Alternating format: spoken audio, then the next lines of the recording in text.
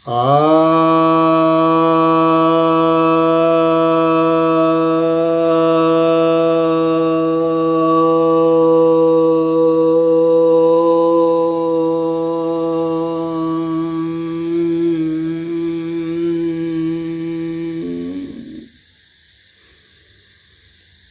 भक्तजनों को सप्रेम नमन। भक्तों, एक जिज्ञासा आई है कि सनातन धर्म क्या है। अभी तक का सनातन धर्म समझ नहीं पाए, आखिर ये है क्या, कौन सी बला है।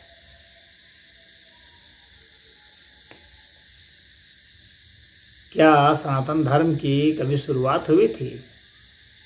क्या इसका कभी अंत होगा? कुछ लोग सनातन धर्म को बचाने की बात करते हैं। तो ऐसा है कि सनातन का अर्थ यह होता है, सनातन का अर्थ होता है शाश्वत, जो सदा था, सदा है और सदा रहेगा।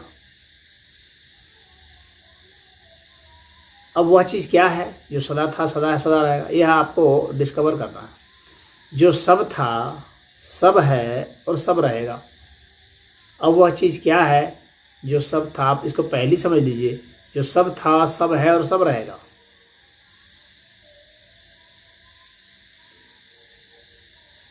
जो सब स्थान में था, सब स्थान में है, सब स्थान में रहेगा, यानी जिसकी सर्वव्यापकता है। तो जो सब है यानी कोई चीज़ ऐसी नहीं है कि जो कि वह नहीं है, और कोई ऐसा कालखंड नहीं था जब वो नहीं था, और काल भी स्वयं इसके तहत आता है। काल भी सनातन तत्व के अंतर्गत आएगा,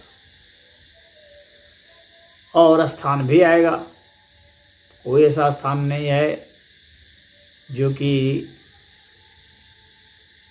सनातन नहीं है, और कोई ऐसी चीज़ नहीं है जो सनातन नहीं है।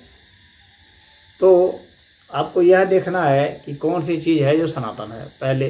अब दूसरी बात है कि यह जो है यह शाश्वत है, और अब यहाँ कुछ लोग शाश्वत का यह भी अर्थ लगाते हैं, शाश्वत मतलब जो अपरिवर्तनशील है। नहीं, शाश्वत का मतलब है कि जो सदा था, सदा है, सदा रहेगा। अपरिवर्तन की स्थिति में भी रहेगा या परिवर्तन की स्थिति में भी रहेगा। अगर किसी में परिवर्तनशीलता ही शाश्वत हो, अगर लगातार ही परिवर्तन होता रहता है अनंत काल से अनंत काल तक, तो वह भी शाश्वत हो गया ना।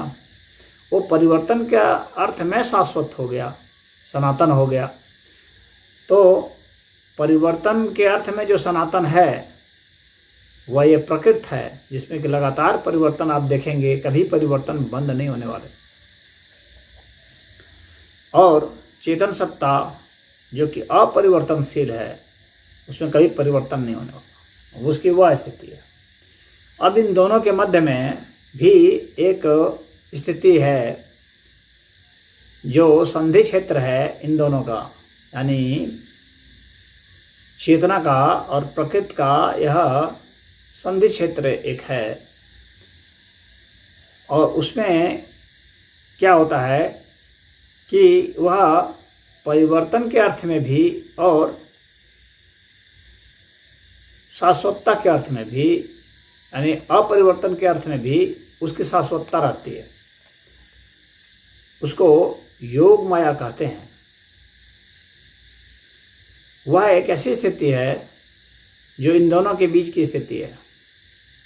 एक तरफ वह सत्ता जो परिवर्तित होती रहती है, दूसरी तरफ वह सत्ता जो परिवर्तित होती ही नहीं रहती है, कभी होती नहीं परिवर्तित, और तीसरी यह संधि की अवस्था है जिसमें कि ये दोनों ही चीज़ें होती हैं। यानी अपरिवर्तित होते हुए भी परिवर्तित होता है। ये सबसे कठिन चीज़ है समझना। प्रकृति को समझना आसान है और शाश्वत चेतन सत्ता को भी समझना आसान है, लेकिन इसको समझना जो डुअल नेचर का है, जो दोहरे चरित्र का है, कि एक साथ ही गति और स्थिरता दोनों ही है। गति और स्थिरता को समझ जाना एक साथ ही सबसे कठिन काम है, क्योंकि परस्पर जो विरोधी चीज़ें हैं, गति और स्थिरता, ये वहाँ पर समायोजित हो जाती है योग माया में। तो ये जो तीनों सत्ता है, ये तीनों सत्ता ही अपने आप में शाश्वत है, सनातन है। यानी एक तरफ परिवर्तन की जो सत्ता है, चेतन सत्ता, आत्मा परमात्मा, वो सनातन है, वो अपरिवर्तन के अर्थ में सनातन है।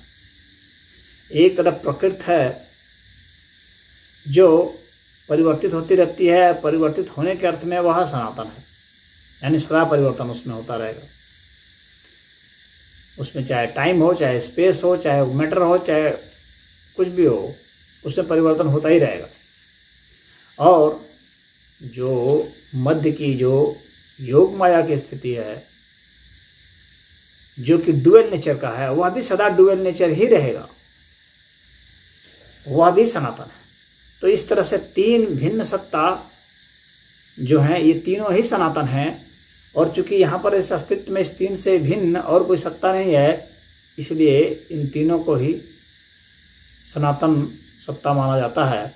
और यही इस अस्तित्व का यही धर्म है। धर्म अर्थात यही उसने धारण कर रखा है, इसीलिए यह सनातन धर्म है। इसी को हम अनुभूत कर सकते हैं। और जिन ऋषियों ने अनुभूत किया है तो उन्होंने बताया है कि यह अस्तित्व इस तरह से सनातन है, यानी यह अस्तित्व जो है, इसका जो धर्म है, इसका जो गुण है, इसका जो चरित्र है, इसका जो नेचर है, वह सनातन है। एक तरफ बदलाव के अर्थ में सनातन है, एक तरफ अबदलाव के अर्थ में सनातन है, और एक तरफ ये दोहरा चरित्र इसका जो है योग माया का, उस अर्थ में सनातन है। तो इसलिए यह सनातन धर्म है। और इस सिद्धांत को ही जो लोग मानते हैं वे सनातन धर्मी कहे जाते हैं। और यह सनातन धर्म ही अंतिम सत्य बताया गया है, यही वास्तविक सत्य बताया गया है, पूर्ण सत्य बताया गया है। इसके अलावा जो भी कुछ बताता है वह या तो अधूरा बता रहा है, तो वह सनातन को पूर्ण रूप से नहीं समझ पा रहा है, नहीं अनुभूत किया है, इसीलिए आधी अधूरी बात ही बता रहा है। सनातन से भिन्न कोई कुछ बता ही नहीं सकता, इसीलिए सनातन ही वास्तविक धर्म माना जाता है। और सनातन धर्म को बचाने की किसी को कोई ज़रूरत नहीं है, क्योंकि इसके सिवा कुछ है ही नहीं। तो इसके मिटना क्या है। तो सनातन धर्म को किसी प्रकार का कोई खतरा नहीं है, क्योंकि बदलाव अबदलाव और बदलाव बदलाव दोनों ही परिस्थितियाँ इसमें समाहित हैं। तो मुझे उम्मीद है आप समझ गए होंगे। और इनकी तुलना उन धर्मों से जो कि राजनीतिक धर्म हैं, गिरोह के द्वारा बना लिए गए हैं, जिन्होंने कुछ अनुसंधान नहीं किया, शोध नहीं किया है और इस नेचर को, यहाँ पर इस अस्तित्व को नहीं समझा है, उसकी तुलना इनसे नहीं हो सकती है। वे सब तो मिट सकते हैं, उनको अगर मनुष्य नहीं माने इस्लाम को, ईसाईयत को, तो वे मिट जाएंगे। तो वे सब जितनी चीज़ें हैं सब मिट जाएंगी, जितने भी संप्रदाय हैं सब मिट जाएंगे, क्योंकि वे बनाए गए हैं। लेकिन सनातन धर्म जो बनाया नहीं गया है, यह जो अस्तित्व है उसको समझा गया है कि यह ऐसा ही है, इसीलिए इसके मिटने का कोई चांस नहीं है और इससे पुराना कुछ संभव भी नहीं है। तो इसमें इतना ही। ओम।